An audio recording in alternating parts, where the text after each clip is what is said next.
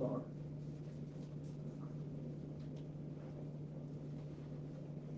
I think it is as far as I can tell.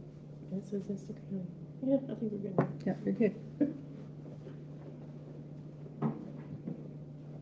Well, good afternoon, everyone.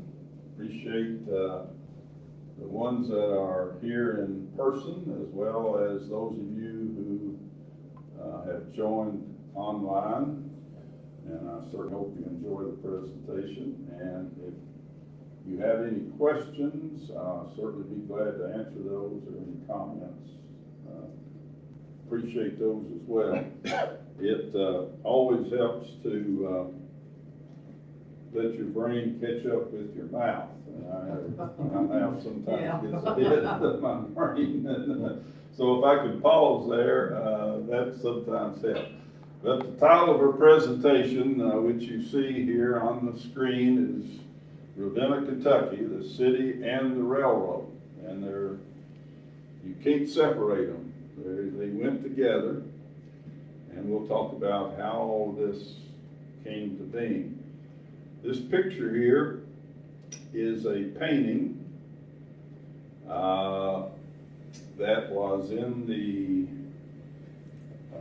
Estill Tribune newspaper office in the Colonial Hotel at Urban that I made a picture of, and one of the Hatfields was an artist, and this represents Ravenna in about 1910 or 1900 or before that, before there really was a Ravenna, and it was 3 or 4 farms, cattle farms primarily. And you see the 2 mountains behind, which are behind Ravenna. And I just thought that was a good cover slide to give. Also, if you look the other direction toward Doe Creek, this is pretty well where the railroad was built. The terminal, the yards, the roundhouse, all the support facilities for actually a very large operation, and we'll get into that.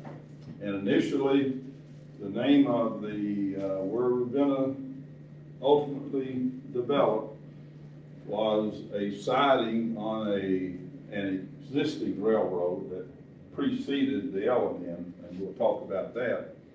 And they called it the Cow Creek siding. So this was a place where they could load cattle.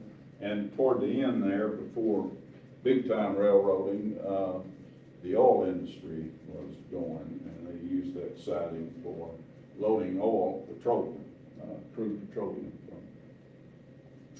Okay, there's some major questions that we'll sort of talk about a little bit here, and we'll get into these. And the first one is, why Ravenna? Why are you here tonight? Why are you watching tonight? What is special about Ravenna? Ravenna was, of course, a town, still is, or a city. Population probably peaked out around 1,200 or so, maybe 1,300. Today it's right around 600. But it has a history. It's a little bit different from a lot of typical. There's thousands of towns in this country about the size of Ravenna. But Ravenna is a little bit different. It's unique, and we'll talk about some of its uniqueness. It really, when it comes down to it, Ravenna was at the right place at the right time. And that's the reason Ravenna developed. It developed for a purpose, and we'll talk about that. So why was it formed? Why was it at the right place at the right time? When and how did this happen? And we'll concentrate quite a bit on that. And then how was Ravenna developed? It was very unique in the manner by which it developed. And you'll find that of interest. And some of you, most of you probably know a little bit about that. And then how has Ravenna performed over the years? Of course, this is more of a historical. We'll talk a little bit about the present, but mainly it's going to be the past, which is the history. So those are the major questions we're going to address here. Anybody got any comments or questions at this point? Okay, a lot of what I have to cover here, you will find described in more detail and many more pictures in the two documents on Ravenna. The first, the blue one mainly deals with the railroad. It concentrates more on the railroad aspects of Ravenna. The purple one, or whatever that color is on the right, is more on the people. And it's got 50 different contributors of that, people with first-hand, second-hand knowledge of Ravenna. And it's more on the town and the people. So the two go together and go from there. Jerry. Yes, sir. Yes, so, I got a question. Yeah, okay, ready. Okay, you gotta put that, the thing back up there. Okay. I have a question about, is that Hackworth store right there in the corner? Is what? It's the grocery store, no, the other corner. Oh, over No, here. no, the other corner. This, this corner, that store, that's Hackworth store. This one? No, that's, What now? Railroad. That's the That's the freight railroad terminal. building. No, that's the storehouse over at the railroad. That's the Oh, only that's building still left from the original railroad. Hackworth was on down on Main Street. I don't think I have a picture of that up here. It may be What is that in the top corner on this side? up here. That was the depot, the Ravenna that's Depot. passenger depot. It's pretty well where the, Park is. yeah, and, Dollar General store is today. It's sort of down a little bit from it.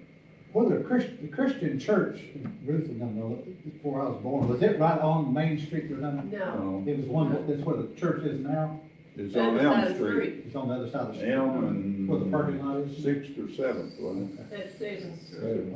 Okay.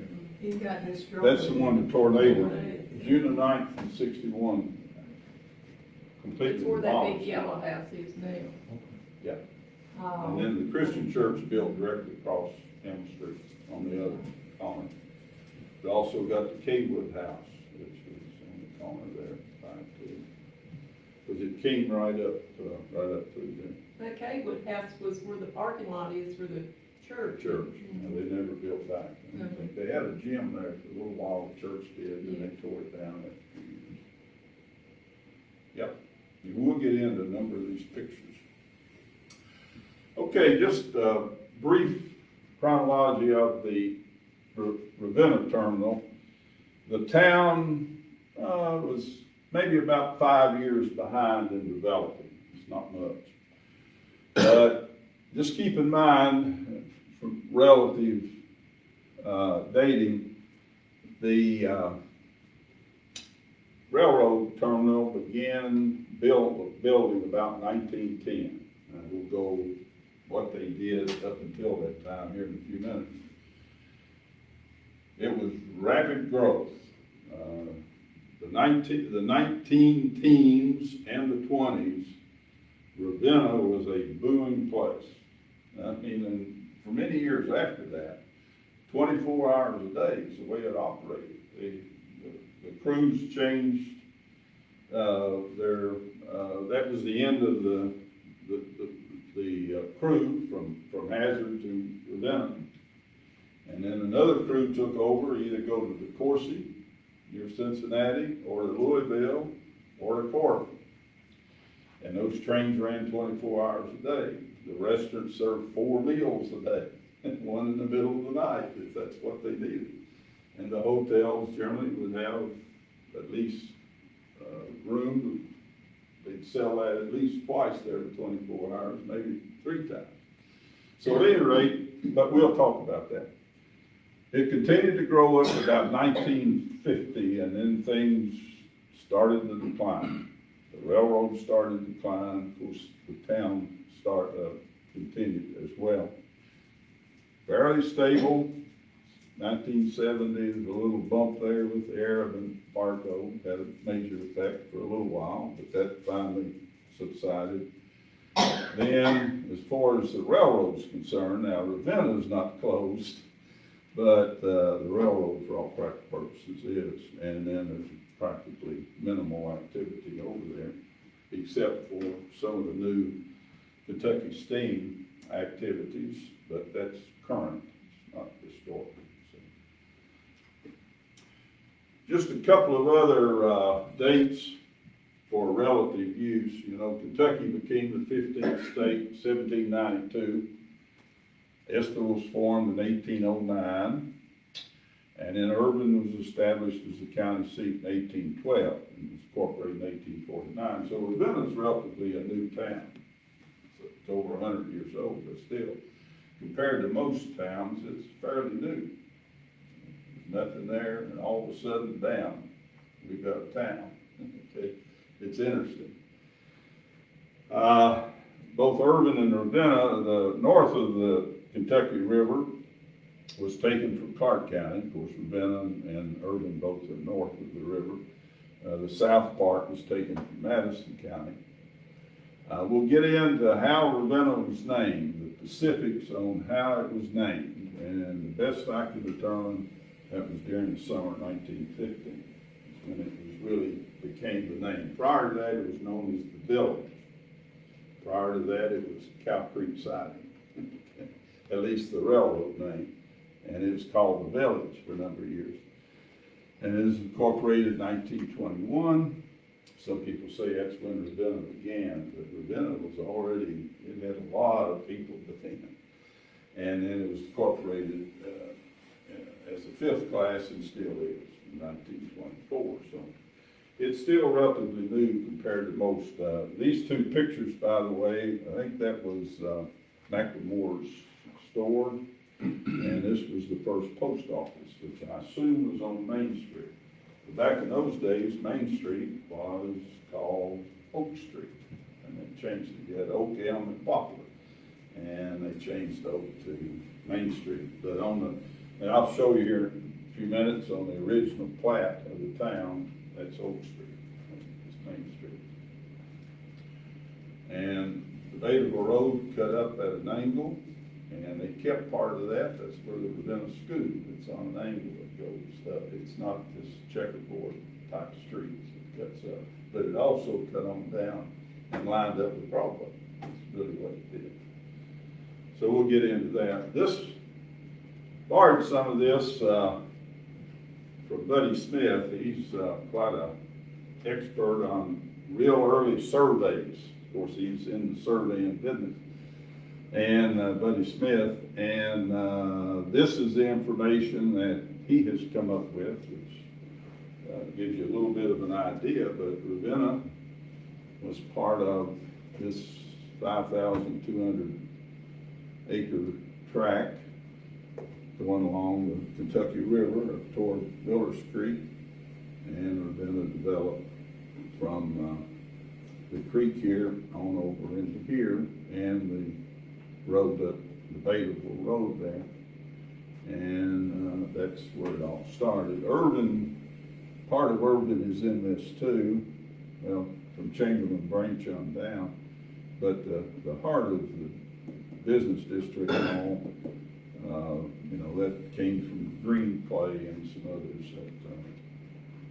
that's part of the history of Was that up Alexander Holler, those dots, I can't see, are those oil wells? Yep, that's exactly right. The Ravenna field was a very large field, and then on up in Debatable in Lee County, that field, I think the name of it here in a minute, it's named for the creek up there, one of the forks of Miller's Creek, was one of the largest at one time in the state.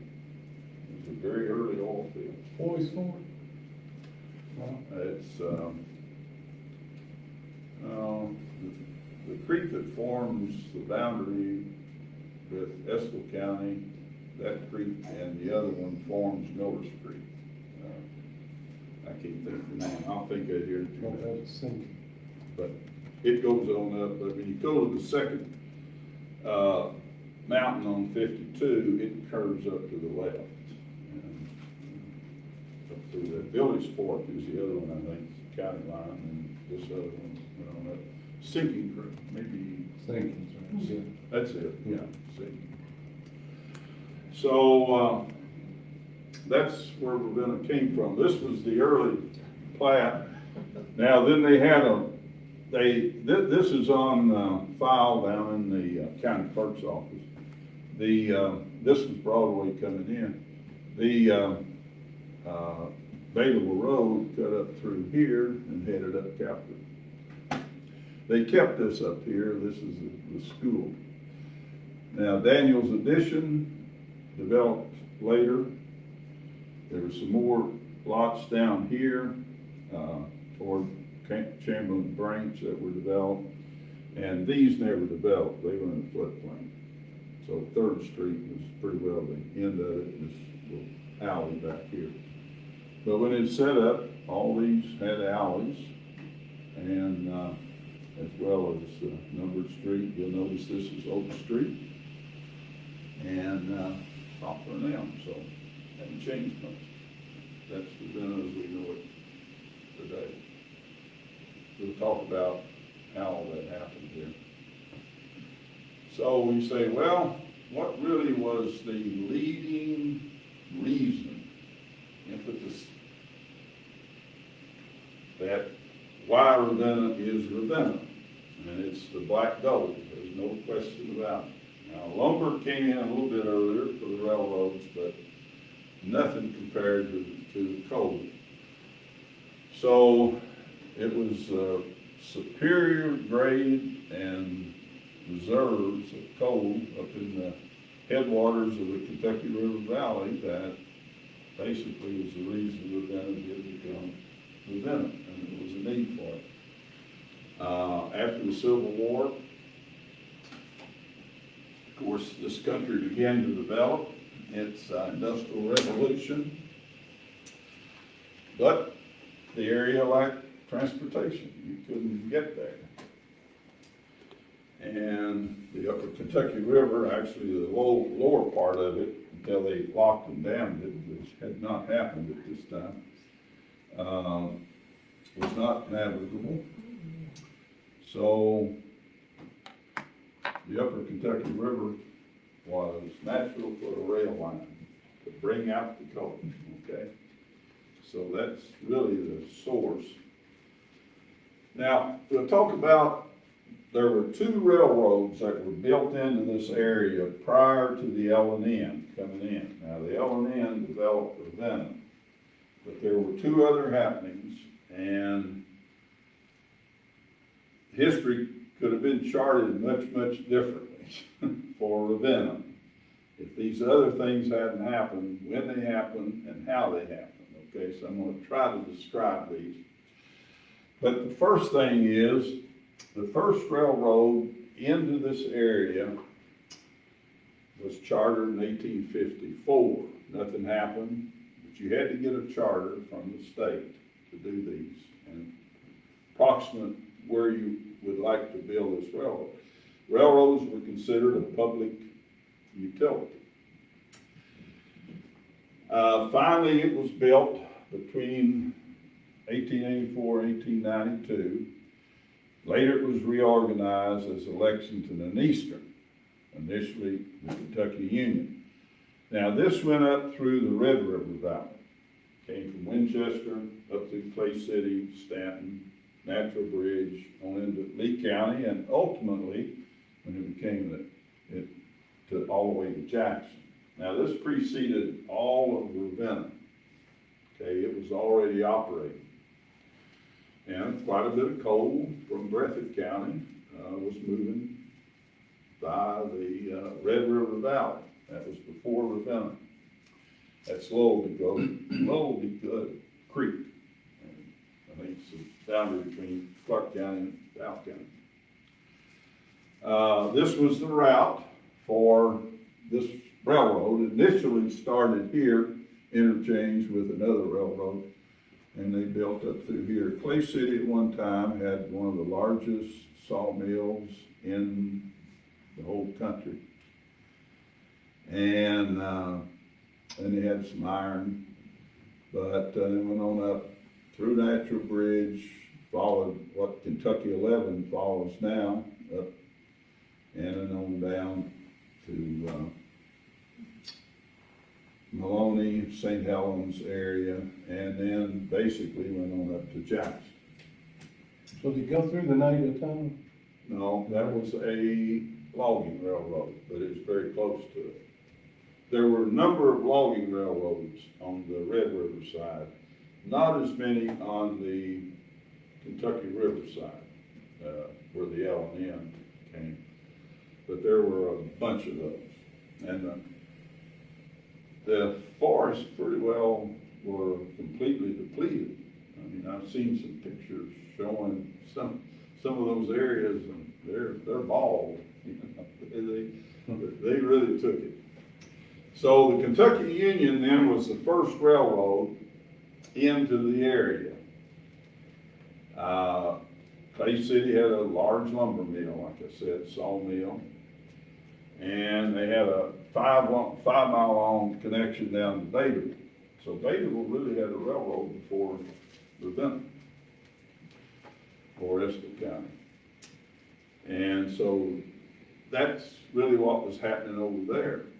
Pretty, initially, fairly profitable railroad, supposedly, as long as they had plenty of freight, plenty of passengers, which they did. It was the best way to go. You wanted to go from Jackson to, here, you could, leave Lexington 1:55, arrive at Badeville at 7:15. That's 5 hours. But back in those days, you could pretty well taken a horse or walking. You can figure how long it would take. Or a wagon and horses, you know, that was it. And about the same thing going back. So that was a big advantage to have that type of transportation. And they were legitimate companies. But this was the Clay City operation. Swan Day, I think that was called. And those were booming times for Powell County. Now, this is Natural Bridge, the train. They had excursions. The L&E owned Natural Bridge, L&E Railroad, Kentucky Union first. And this is Union Station in Lexington. Very nice, right on Main Street in Lexington, okay? And it was torn down back in the 1950s, I believe 1960s, early. Up there at where the city county offices are now, to the right there. And so that was part of that. Now the election, what happened, the Kentucky Union, as a lot of railroads did, they had financial problems. And they would reorganize. And the reason they reorganized was they got out from paying their bills and so forth, went essentially bankrupt. And then they would reorganize, assuming another name, and they were back in business. And we'll refer to that a little bit more when we get over to the Ryan D and the L&A, and how that is used in case law today. They developed that. But at any rate, this Torrent is one of the little towns up through, what's that, the South Fork, I believe, is the Red River that comes up through there. And Torrent had a big hotel there, and they would have, particularly up to, they would run excursions up to Natural Bridge from Lexington. And all this was going on back in those days. So here, you could leave Lexington at 7:45, arrive Jackson by 1891 by 11:30. 3 hours, almost 4 hours, right? Not quite 4 hours, that's a pretty good time back in those days compared to a horse and wagon. That's the only other way you're gonna get there. And, so that was part of it. And again, these were regular companies, bonded, debentures and so forth. And then, this was across the Kentucky River, a place called Airedale. It's north of St. Helens on the Kentucky River. This was the bridge that came over down through St. Helens and then on up to Jackson. And right here was the road, the connecting road down to Bailey. And they didn't have to cross the Kentucky River, so this was built fairly inexpensively. There's a nursing home on part of the right of way for this railroad down in Bailey now. So that continued. And then here's a later 1898. Lexington had two trains a day all the way to Jackson. And again, leave at 7:45 in the morning, get there at 11:30, 3 hours and 45 minutes. So the best transportation of its day. And in 1904, about the same schedule. So that was a big benefit to the people. And this was one of the trains at Natural Bridge. There's a little tunnel, there's a swimming pool down here now, it's where the bathing is, and there's a tunnel right at the end of it, that is that tunnel. Now, the other big tunnel is on up beyond Torrance, just a little ways, and that goes under 715, that route, and comes out over the weekend. That was a long tunnel, lost a lot of lives in that tunnel. Now, I think they worked some prisoners and whatnot, and they were pretty considered to be expendable. He lost lives during construction. Yeah.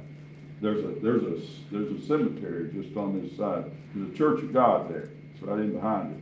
There's actually a cemetery where they're buried. How long did the train run up Natural Bridge? That closed down about 42, I believe, just before the war. They sacrificed that line for the war effort. And the L&N, and we'll get into this, the L&N had taken it over, but they continued to give service on it until they had to divest themselves of it. The one through Estill County over to Richmond, we'll get into that, it closed down about 32, a little bit earlier.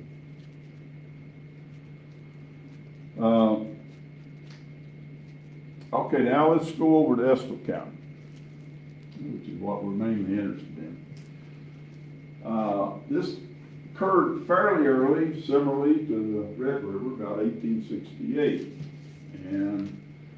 but for a completely different purpose. The L&E, the Kentucky Union, the L&E was built for lumber, and then later they tapped into some coal once they got to Jackson. But coal really didn't come around much until around 1900. Before that, you know, they could go out with a pick and whatnot and get some coal, but it was not really mined that much in this area. That was farther east, in West Virginia and Pennsylvania and so forth. But they formed this from Louisville to Virginia, but they never laid any track. Now, a real character arrives on the scene, and which really he had great influence on Estill County and the Ravenna. You can see that here in a minute, if you're, I don't know if you're familiar with Bennett Young. But he reorganized that as the Louisville Southern Railroad Company. And I'll tell you a little bit about Bennett Young here in a minute. Bennett Young had a dislike for the L&N Railroad. The reason was he fought with John Hunt Morgan's Raiders for the Confederacy during the Civil War. And it was his opinion that the L&N, which at that time they ran from from Cincinnati, Louisville, Nashville, Memphis, and so forth. And they really benefited the Union, no question about it. They were known as the Southern Railroad, but they made transportation from the north toward the south pretty easy for those armies. And he didn't like that. So he began on building this railroad from Louisville through Shelbyville. It's still there today. And Lawrenceburg on down to Harrodsburg, and then over to Bergen. And at Bergen, it basically interchanged with the Cincinnati Southern coming from Cincinnati down through Somerset. Okay. So this was his Cincinnati Southern, the Louisville Southern. And initially it went over to Bergen. It interchanged with the Cincinnati Southern, which is called the Texas, New Orleans, Texas Pacific, CNOTP. And then they built spurs over to Versailles, and that's where Estill County enters in. And on into Lexington, this is still used today. And Is that High Bridge? No, this is Young's High Bridge, but not the major High Bridge. That's on this line. That's what everybody calls, that's the one by Wilmore. Yeah. That's the big one, and the heavy duty one. This one over here is a Tyrone, and it's a weak bridge, very weak, it's not even used now. I'll show you a picture of it in a minute. Okay, so his idea was, okay, I'm gonna build, once we get to Versailles, then we're gonna build up over through Nicholasville, Richmond, to Irving. Here we'll get on the Kentucky River, and then we'll go right on up in there. That was his plan. We're gonna beat the L&N to the coal fields, okay? And that will make him feel like he's accomplished what he wants to do, okay? All right. In addition, the backers for this were on the board of the Monon Railroad, which is a well-developed railroad up in Indiana, going all the way to Chicago with these tracking tracks. So they said, man, we'll be in good shape, and we'll bring all of that right on over here into Louisville. We'll hand it to the Monon, which is in the same family, and, you know, we can serve Chicago and all of that area, Indiana, and a direct route. Well, so this was what we had in 1888, 1889. This is the Kentucky Union I told you about that came up over here to Clay City again. It took quite a while after Clay City to get on up through there. At any rate, that was that little nugget. And so things were developing. But now Estill County, you don't see anything up here yet. All right, 1889, Bennett Young opened his railroad to Versailles. This is the Young's High Bridge, they call it, which is Bennett Young. And right here he is, just like this. That's a picture of the train that he took to draw. He was a flamboyant type individual. And I'll tell you just a little bit about it because I think it's significant. This is his house, by the way. If you go to Wilmore and you veer off of US 68, you know, it's sort of straight to go to Wilmore there. That's the first house on the left, sits back. It's a mansion, really. You know, from the 1800s. That's where he was born and raised.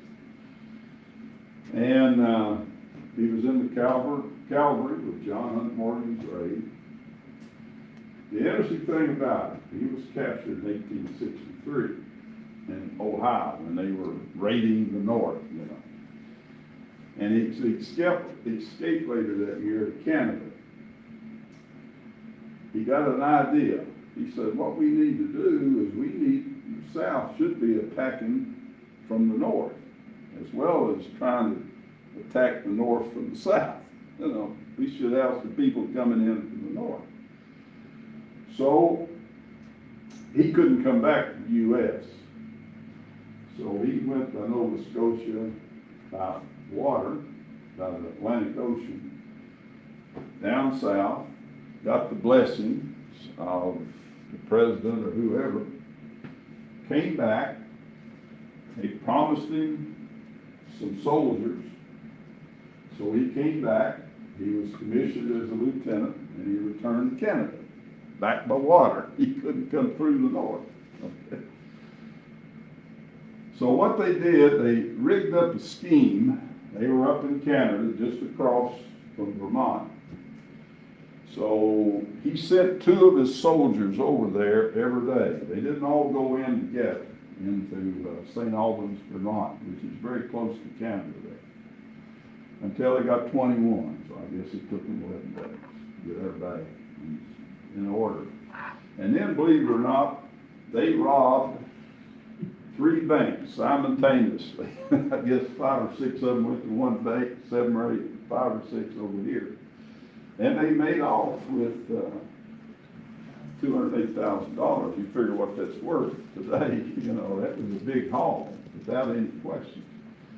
Well, they got back to Canada, but they got arrested. And they did take back 88. They couldn't find the rest, so they turned over 88,000. Young wound up with the difference here, but he couldn't come back to the U.S. So what he did, he took his money and he went to the University of Edinburgh and over in Ireland in the English study. And he studied law and literature to get his college degree. Then he became an attorney in Louisville. He assisted in getting a number of orphanages found. He was the main clog behind getting the school for the blind in Louisville, which is still there today. Public and Filson Club, you know, is the historical club of the state, the primary one, and he was responsible for that. And he also, well, that's on the next slide. So that's when he became associated with the Louisville Southern Railroad. And he said, now, man, I can drive the last nail in the back of the L&N Railroad. Right now, we're going to beat them to the black gold. Okay? And he became president very quickly there, too. So this is, you know, what I mentioned before, what's in red there. So Young is on his quest here. Another thing he did, the Constitution that the state had and developed back in those days, he was the primary source of writing. It was his committee that did it. And he did not like big companies. William Goebel, 99, he was elected governor, and he was assassinated, a week or 2 after.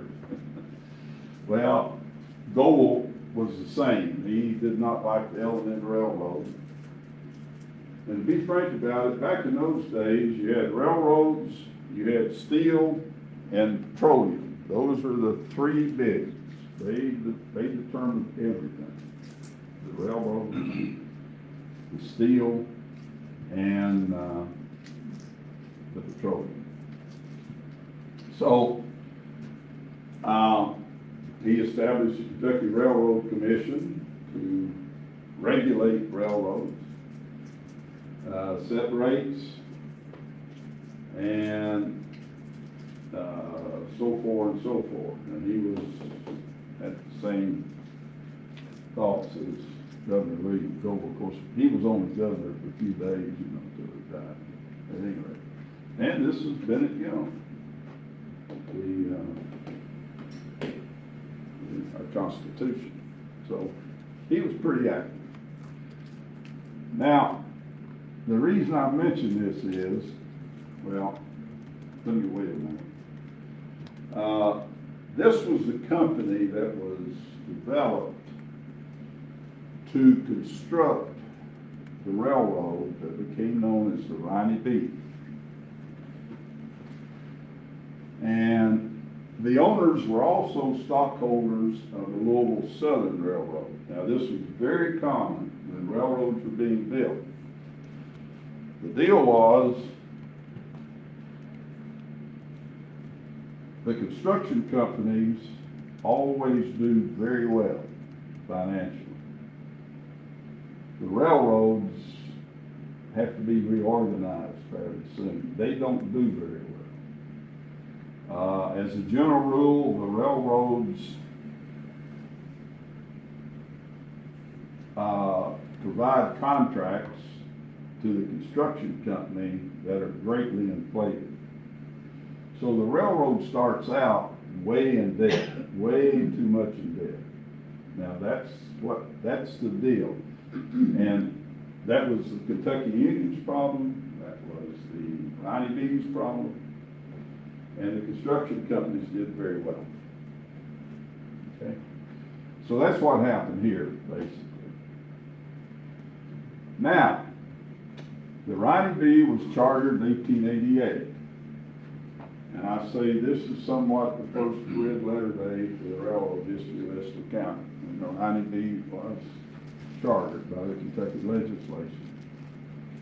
Now, Estill County contributed to that, and they paid on that for many years. The Estill County government.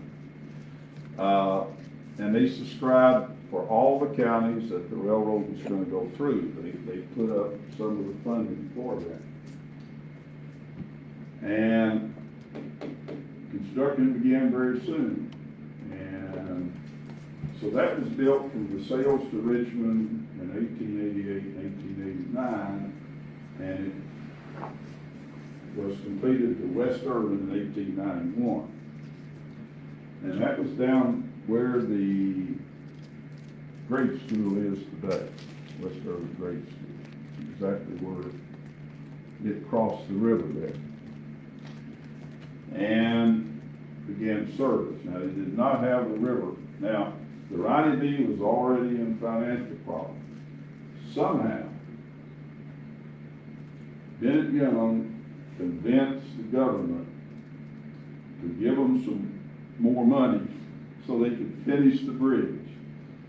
And they had to get to the urban city limits to collect their money from the state Estill County. Okay? So, this state is considered the second red letter day in the railroad history. Once they got here, they got started, they got here. And I'll tell you a little bit more about that here in a second. And this is just a picture of one of the locomotives, and for sales to Richmond. This was before they came into West Urban. Ravenna B, Richmond, Nicholasville, Urban, and Bettyville Railroad. But it was going to connect at Versailles over to Harrisburg, then on into Louisville, and with this system that they had now, the Louisville Southern, the Ravenna B, and the Monon, then they were going to penetrate up the Kentucky River. That's the plan. It was a good plan. I mean, reasonable plan. And from Richmond, I'll show you some pictures along this. Came through Panola, Regis, Rice Station. It was just known as Rice before Rice Station. Once the railroad came there, they called it a station, Rice. But the Rice family had been there for years. West Urban went to Urban. And then the Ravenna B never made it, but they were going to build on the Bettyville. But that was after they were reorganized into the Louisville and Atlantic Railroad. Okay, we'll get to that here in just a minute. But that's what happened. Came through Valley View. Couple of Ravenna B, the Kentucky River route. Boxcar and a cattle car. Now this was the bridge at West Urban. During its construction, And this was the bridge, this is looking over toward Colby, you know, where Colby Road comes down. And, it paralleled Colby Road, it was just downhill a little bit where it turned in. And you can still see that there today. This is before the locks too, wasn't Yep. Where was the bridge in West Thurston? It was very close to this one. It was a little bit toward Irving, but maybe 500 feet or something. It was down there too. The road that goes in front of the West Irving Grade School went on across. You can still see the metal, supports for that, the piers, metal piers, they're still there. There's a house down there, it was a toll house. it? Just That's past the Billy one Law place. Wilson lived in. Huh? I think Billy Law Wilson lived in that. I believe you did, yep. And, they're still there. The only thing here that's still there is over here in the bottom are some of these stone pillars for it. You can still see those. So that was the railroad bridge, and they had to get extra money.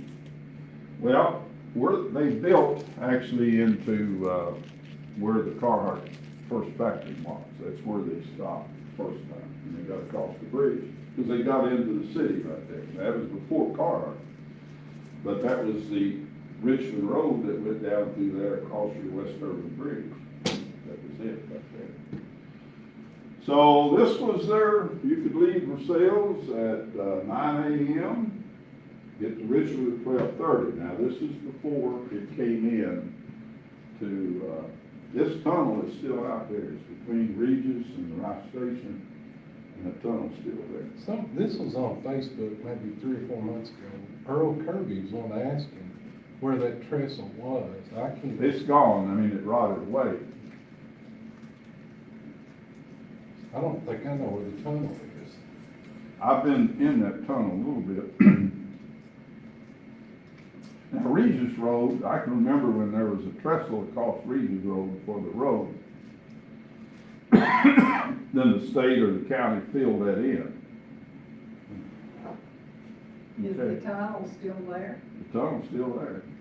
Some of it's fallen in from it, but it's still there. I've been in it several years ago. Where is it? Well, if you go over P Ridge Road, and before you make the turn to go across Clear Creek, come up P Ridge, if you go straight, that's where the Rice House was. It's set on the right. The road, before you turn to go to P Ridge, and you go sort of level for a ways, and it cuts up to 52, that's on the right of way right there. That's where the railroad was. So we by the soccer field. So. Yeah, pretty close to the soccer field. Yeah. And it's still there? Yeah, well, that's the highway now. That was the first railroad. They came right through Cedar Grove. We used to play down there in the cinders. They didn't get wet and muddy, you know. But at any rate, that's, okay, now by 1893, it had migrated up to Irving. Came across the bridge and came into Irving. And so you could leave, what time is that? 5:40, I guess, p.m. and get to Irving at 8:30. I'm saying, Nicholasville, Richmond. So was there a terminal in Irving itself? Yeah, we'll get to that here too. That was, on up farther into Irving. Initially, the Righty B, as far as they made it, I've got a map here that'll show that. They made it to where the Riverview Hotel is today. Came around Collins Avenue. So like I say, the Righty B and Louisville Southern did very well financially. They also own the Kentucky and Indiana Bridge, a rail bridge, which is still there today, at least a newer version of it, goes over to New Albany. And that did real well. And this company, the construction company did very well. but the Riley B did not. So that was planned. But this is, now they got the urban in 1891. And immediately, the Louisville Southern canceled its lease arrangement with the Riley B. They didn't want it, it was a loser. It was a loser. And so they were on their own with no through traffic. And all they had was local traffic. And they couldn't pay their bills. So the federal court ordered the sale of the Riley B. It took them 5 years to sell it. They auctioned it several times, and they didn't get the minimum. So it existed 11 years, operated set 9, and the last 7 years in the hands of the receivers. That's how successful it was. But now the construction company did well. So it was reorganized as the Louisville Atlantic. They got it at a bargain price. And they set up on up the river expansion program. So now we're going to Fayetteville where we were supposed to go to, where this railroad was supposed to go to. So it was extended eastward through downtown Irving in 1900. I'll show you where that is here in just a minute. Miller Street, 1901, and then Fayetteville, 1902. That was the, now this is still well before Ravenna, 8 years at least. So, so this basically what I said. One of the things that the L&A did was they promoted Estill Springs, and they would have excursions that would come up there. Here's a Louisville Atlantic, 75 cents from Richmond, come up to the Estill Springs. And I don't know who Saxton's famous orchestra is. But they were famous. Were they? They must have been famous. So you come up and get a dinner and get back, leave Irving at 5. So a nice excursion with people. This was the L&A depot at Rice Station. It was on that section of road I was telling you about a while ago, down just below 52. And one of those is one of the Rice people. So here they, you see, you could leave the sales at 10:22, drive Irving at 1 o'clock. Pretty nice. Pretty good schedule. And, you know, this was back in the middle, was the proprietor at the Estill Springs before it burned down. And see, they had these condensed time cards for going to Cincinnati, making changes, get up to Cincinnati, go to Louisville, and so forth. I mean, it was a pretty good system. A lot of places didn't have railroads at that time.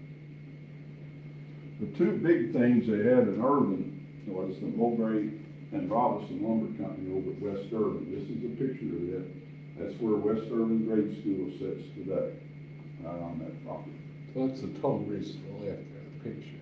I believe it is. This is a toll bridge. You see, it came down this road here. These were company houses. There were 3 or 4 or 5 white houses, all looked a whole lot alike on this, going up the hill. Those were all company houses. And 2 big brick houses up here. The Hydens lived in one. I think later, The railroad bridge is to the right. the railroad bridge would have been right over here. And that's the railroad bed we see right there. Yeah, this is the L&N after it was built. So this is a later picture. After this was built in well, in, yeah, they started on it about 1912, 13, 14. So this could have been 1920, something like that, maybe a little later. See, this was the bridge until 1940. That's when, at the end of Main Street, that was built in 1940. And where Kelly's used to be, where the water company is today, that was supposedly one of the finest sawmills in the country for poplar lumber. Pure poplar, no knots, nothing. And that's what they prided themselves in. And they had one down in Valley View too, in Franklin. But that was another good shipper for that. Now, when the L&A built on in, their depot was at Lilly and Madison Street. Miss Lilly, you know, was a judge, I think, Judge Lilly. And that street was named for him. And this was the first urban depot. Man, I hadn't got to Ravenna yet. This is urban. Okay? Really, so that answers your question there, I think. That's urban depot. And I'll tell you where it's pretty close there to where the Do It place is, in the ice company. Back toward urban, just a little bit, maybe close to the Twin. What street is that? Is that The Lilly? Twins on Lily. Okay, that's it, right? You can take off from Urban Elementary and get to the Twin and go 70 mile an hour and still stop. Yeah. White Lane knows all about that. Oh, okay. It's fair to do that one. Okay, Unfortunately. well, going a long way. There they are now. They decided they'd go on up to Debatable in 1901 and 2, so here they are driving the plowing for the Millers Creek Bridge. It's there today. That's been rebuilt, of course. The L&N rebuilt that. Railroads back in those days, they built a lot of trestles. It was a lot cheaper, quicker, plenty of lumber to build a trestle than to build a field with the horse and sprinkler. It was pretty slow work. And here was, they broke through the Yellow Rock Tunnel and at Bell Point, and they joined on into Debatable. So Debatable got railroad another direction in 1902. So you can go two ways out of Debatable. You can go up, go down through Powell County, or you can come down through Western County, whichever one you wanted to. And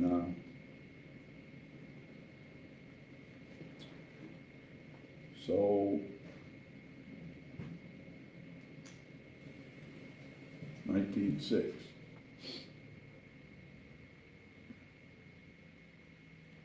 Here they apparently bought a little land from Mrs. Lilly to build a siding there at the depot. That's a letter. And their headquarters was Versailles, the Little Atlantic Railroad. So what happened, the Ronnie B made it to here. They got some more money to finish the bridge. They built it on over to here. And that was the, well, this is the urban city limits. They had to get to the urban city limits, so for a while, that's exactly where they came to.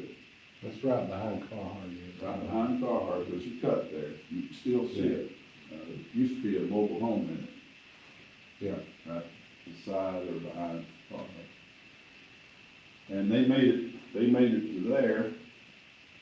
And, then the L&A took over, they came up to Lilly one year, then they built on up to Miller Street one year, and then the next year they went on into Debatable.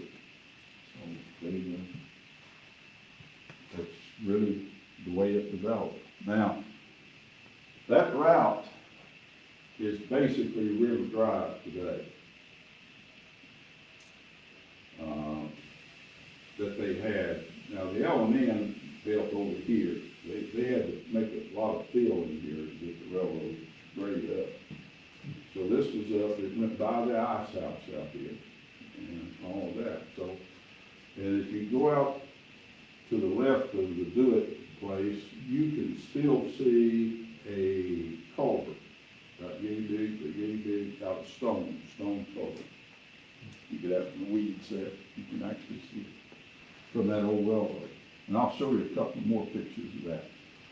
So this shows it a little differently. Came to West Urban. These are the dates. On in to get into the city limits. This turntable, you can still see the remnants of it. That was their turntable right here. At the Riney D used. So come up the station, back around, turn the locomotive, come back, pick it up, take off. And it's still there. It's on Calamy's property. It's in front of the old Carhartt place. I'll show you a picture of that in a minute. Then they made it to the Riverview Hotel. And apparently from that point on, they had to back around here and turn and come back up because the train would go back. So they had to back a ways to get down to the turntable. There's a trestle here. I'll show you a picture of that. This is right in front of the bank up here, right down behind here. And that was a trestle. And then they came on up to Lily. Now later, the L&N built a station down here, a bridge station. We get in that next week, and here's Lily. And then they came on up here, and then on up here. So that's the progression. But the L&N now was all over here. This was closer up to River Drive. As it came up through that. Now, Beaker, just remember this trestle, I'm not sure something. And I'll ask you a question about that. So this is the route it took. And it came up out of Carhartt's, probably up the grade, and it went around, went through here. Now, before that bridge was built, the land extended out further. But now when the L&M came in, they chiseled part of it away to make room for their track, which is at a lower level. And then when they built the bridge, they chiseled into a little sounder rock, you know, rather than what was on the surface. So there was more land out there. And that's where the railroad went, right there at the foot of that. Then the railroad came right through here. Home Lumber Company used to be right here. Now, all of this was severed when the L&N came in. I'm getting ahead of myself. But they kept this track from here back up toward Ravenna. And it was built over, the Home Lumber was built over it. Those cars would come in under there and they could unload them in the drive. There used to be a little track right behind that building right there. That's You're gonna because see my it here. parents had the You're gonna wood see store and it. stuff You're there. gonna see it here That in a little track second. was right behind there. You remember, and you're gonna see it. I've got a picture of it here. Okay? That there it is. It's a Hardy's, Already old. yeah, Hardy oil. And it went on out to Home Depot. But see, they could only service it then from the yard, which is where they wanted to. And they continued to get wood there for many years. And if you look, this is 1904. Here's a train chugging out of Ravenna or wherever. Well, they were already available to them, so you know this house here?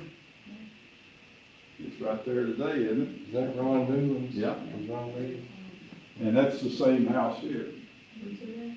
But here's the difference. When the L&M came in, see, they lowered the grade here. See, can you see the difference here? Yeah. See, they were right up almost at the house, the old track. It was at a higher level, and then they came down. So that trestle you're talking about at the top of that black and white picture? Yeah, now we'll get to that here. Let me see where that is. Oh, there it is. Okay, we're down pretty close on the river, below the 1940 bridge, upriver, just, there's a baptizing going on here in the river. You ever seen so many people come to a baptizing? 1902, and we were over on the south Irving, we're looking toward Irving. This is the trestle that River Drive is on the field today. In the bank, and we're sitting right up here, behind the bank, right here. So you look right down through there, that's your trestle. So that's the trestle they had built there. And the interesting thing is, see, there's no cut here. Estel Avenue, you know, goes across the bridge. Well, that bridge was not there until the L&M came in and cut through there to make their cut. And then they had to build a bridge for the highway. Get So is people- that White House picture probably on the corner of Estel Avenue and I'd say it is, in the old road or something, yeah. I'd say it definitely is. And that sawmill that I was talking about was on the right. That's where Kelly's Auto Parts was. Yeah. And see, they had direct access to that railroad, because there wasn't a gully there. So that's the way it worked. What happened? Okay. And that's after the bridge went in. And, but that was much later. So 1932, last run Frankfurt to Irving, 1932. And the L&N had operated it since 1909 at a loss. But they kept it. And then when the L&N bought this, they extended it on down to Millville and on into Frankfurt. So toward the end, the L&E went all the way to Frankfurt. My dad told me that he and some of his buddies took the morning train to Frankfurt just for the day, and right by the station was the penitentiary. And he told me that they toured the penitentiary, and he said, once we did that, I decided that was the place I never wanted to have to go. And we came back home. He said, I never forgot my trip.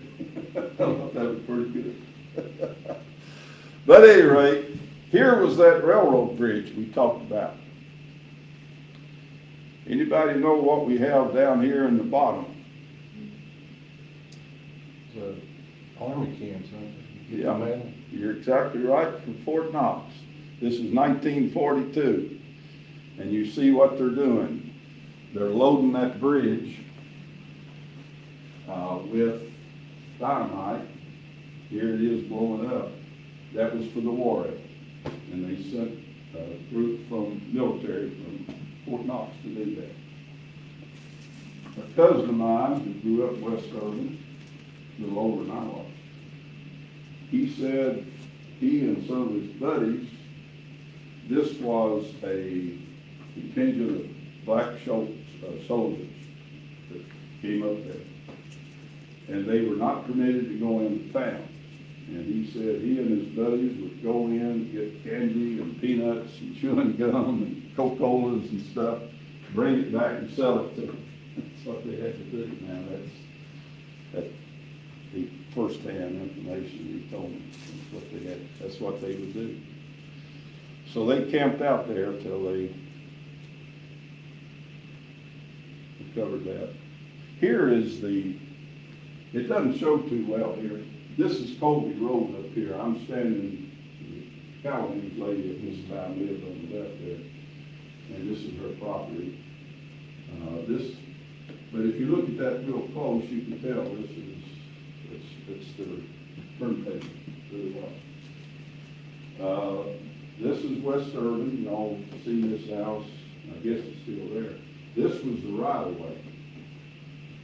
My back is to the old 52. Tollers is to my right.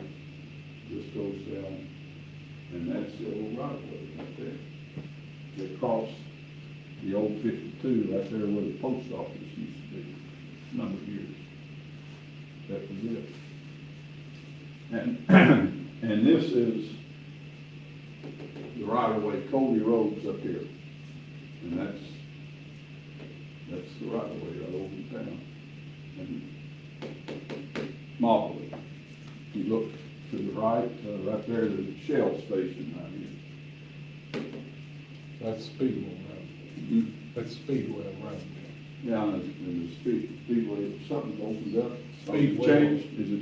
Isn't it called Speedwell, that road that goes Oh, right down by? yeah, I thought you was talking about Speedway. Oh, gas station. Gasoline. Yeah, that's it.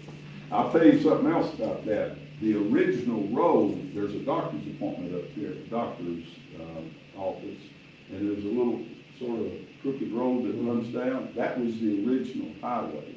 This was the right of way of the railroad. When they pulled up the track, they moved the county road over here. So it's straight as an arrow and level. Yeah, so those are just some of the pictures of that. That's all for that. Is there time up? No, do you have any questions? Okay, let me mention one other thing. What we will, before we get into questions, next week, the title of it is The L&N Comes to Town. We're ready for the L&N now, okay? And so we're up to about 1909. That's when they bought the L&A. And 1910, they bought the L&E, but they did not publicize that till 1915. And by that time, they were already at the base of Black Mountain at Mac Roberts, or Pine Mountain at Mac Roberts. So that's really where Ravenna starts. But what I like to point out here, all of these things now have to come together, and they haven't happened yet. They really haven't. That made Ravenna. Those have not happened, and that's what we'll start on. But you can see with Bennett Young's influence of getting a railroad up here, that was very important. Probably, in my opinion, if that hadn't have happened, there would have been one railroad. Now, you can go down the Red River Valley just as well as you can come down this way and direct into Winchester. Probably that would have gone that route. Now, I don't know that. No one will ever know it probably. This is some correspondence. But by having this railroad here, then you'll see how the L&N pieced part of the L&E, part of the L&A. They built some new track, and they extended from Jackson 101 miles up to Mac Roberts. Mac Roberts is in Harm? Letcher. Fletcher, okay. You got Neon, Fleming, and Mac Roberts. I know what Lincoln Fleming Yeah. is. Well, Neon is, it was the commercial area, and there was a pretty good sized yard there. So it's close to Jenkins. Yeah, Jenkins is on the other side, but they never tunneled through there. They could have tunneled through there. There is coal tunnels through there. I know a fellow who's walked all the way. He grew up there. And they could go through the mine and get over into, not close to Jenkins, there's another little town there that borders Jenkins. They could get to there. But they never built the railroad through there. But that's it. But that was the early railroad. So the L&N, as many people know, that was not the first railroad in here. There were a lot of things that happened in that 30 years prior to that, 20 years, getting that. And then once the stage was set, then the L&N said, we will buy, and the L&A was for sale. They were not making money. They were existing, but they were able to buy them, and then they bought the L&D, because it was the same shape.